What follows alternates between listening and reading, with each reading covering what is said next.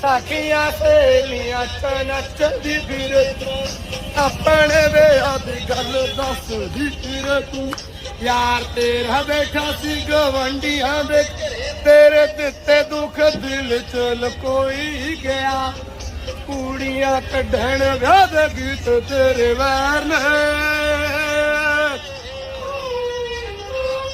ਸੋਹਣੇ ਸੋਹਣੇ ਯਾਰ ਤੇਰਾ ਰੋਈ ਗਿਆ